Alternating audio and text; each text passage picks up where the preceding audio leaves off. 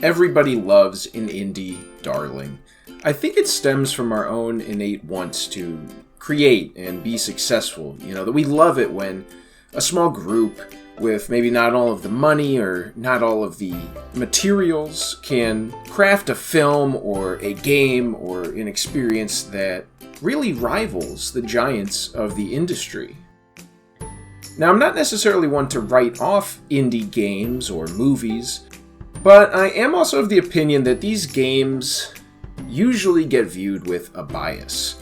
I think people inherently elevate the praise and the ratings that they give when viewing such games. Now, A Short Hike is one such game. Ever since it was first shown in Nintendo's Indie Direct Mini last summer, I have seen nothing but overwhelmingly positive comments about the game. Now, I was sure that the game was probably solid. The comments, though, there was just so many of them, and I couldn't help but feel that this was probably just an average game that got a little caught up in the spotlight. Everyone just trying to one-up each other in raising the pedestal that they were putting this game on. Now, all that said, I'm not one to judge media based off the opinions of others, because that's idiotic. No one is you. Therefore, no one can tell you what you like or don't like. Reviews can generally inform you, and you can make judgments based on that, but if I did that, well, I wouldn't have a YouTube channel. You can't make a video review if you don't actually review and experience and play the thing that you're going to review. You can't make a review of a game if you haven't actually played it or experienced it. It's simple. So I played it. So is A Short Hike worthy of all the praise it's gotten? Or has it simply been caught up in the hype of hype for hype's sakes? Let's discuss. But before we do get into this hype conversation, quick reminder to tap that like button. Just give it a nice little pat on the like button there, right on the thumb, on the tip of the thumb. That's how you know you really like it, is if you hit it there. Let's get into the video. The main point of this game is covered in the title. You start out at, I believe, your aunt's house. It's been a while, and I am not going to go look. It's that kind of high-level research and fact-checking that keeps you coming back to the Captain Sarge channel. Anyway, you start off at this house at the bottom of a mountain, and you'd like to hike to the top of it. That's it. Now, as you set out, you will walk around the base of the mountain, meeting an array of other characters. Some are enjoying the beach, others are enjoying nature. And now you can ignore some of these people and just hustle straight to the top of the mountain. That's really not the point of this game. Nearly every character you run into has a small task or need that you can help them with, as well as a variety of dialogues to go through. Surprisingly, I heard some comparisons online to Animal Crossing when people were talking about this game, and I mean, I can kind of see the connection there, but it's a bit of a stretch.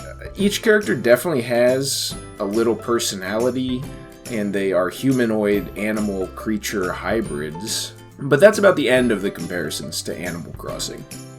It's fine to do all the little tasks for them. In some cases, it's even fun. Overall, though, the game never really escaped the feeling of just checking items off a list.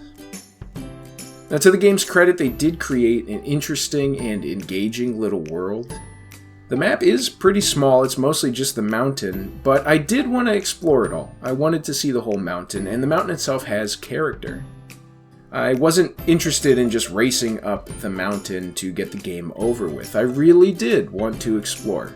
And while the game's objectives and side quests, if you will, were a little basic and boring, I couldn't help but find exploring the mountain a lot of fun. There's so many unique details, foliage, even changing weather. It just kept being exciting to discover new areas of the mountain. And there is a lot to discover, surprisingly, given how small the play area is. There's really not that much filler. The climbing mechanic within the game does also help encourage exploration. You have a number of feathers, and each feather adds additional time that you can climb up a wall.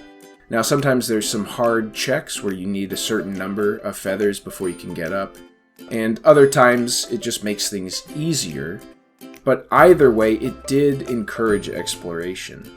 The nice thing is that most of the feathers you do find are discovered through exploration, or given as rewards by the other characters.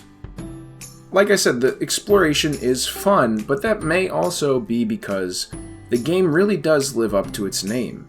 I experienced pretty much all the game had to offer in just under 2 hours of gameplay, but in hindsight, I really do think that's a good thing. I don't think this type of game can sustain itself for much longer without having more expanded features or a world or characters. Props, honestly, to the devs for really understanding the kind of experience they were going for and sticking to it. Even though it's short, you can't help but connect with your character as they grow, and they really do grow personally and physically as they learn how to climb higher, overcome the elements, forcing almost their way to the top of the mountain. This main thread of getting to the top really does culminate in a pretty emotional moment that I thought worked really well. It's just a shame that the side quests and the rest of the game didn't have that same kind of impact. Graphically, the game is your standard indie fare. I did really enjoy the sound design in this game, or more specifically, the intelligent use of sound, I think is a good way to say it. As you traverse, there would be some light music playing in the background, but the dominating audio in this game's soundtrack is nature itself.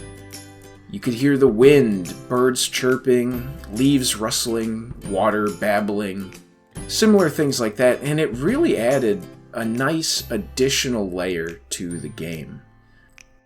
This again highlights that big clash that I have internally when I think about this game between its main and side content.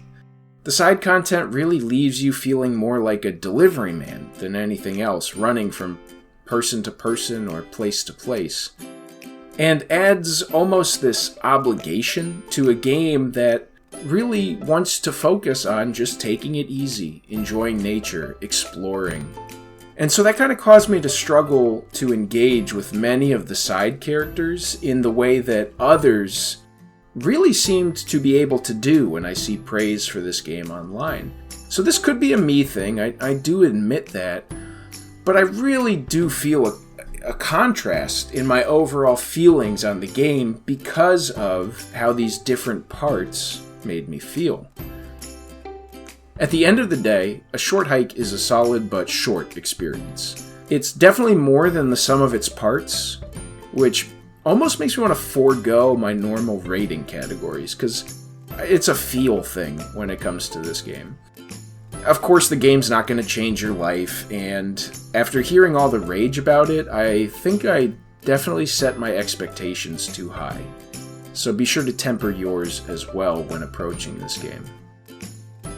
Now, how this can happen, I'm not sure I'm ever going to understand it. I guess everyone just feels like they need to, one-up each other in some weird quest for self-validation, I don't know. If you're one of those people, I would just say death comes for us all, and no one will remember you for an offhanded Reddit comment reviewing a game. If you want to be remembered, you have to make a YouTube video. For Sarge's final scorecard, I would give the gameplay a 3.5 out of 5, the story a 3 out of 5, the presentation a 3 out of 5, but overall, I would give this game a 4 out of 5, and I would even say that it is worth full price, partly because it's only $10 to begin with, and that's it. It's a $10 game. Yes, it's short, but it really does deliver on what it sets out to do. And I think as long as you really are aware of what it is setting out to do, you'll enjoy it. If this doesn't sound like your kind of game, it's not going to change your mind. It's a nice experience. It's fun. It's pleasant.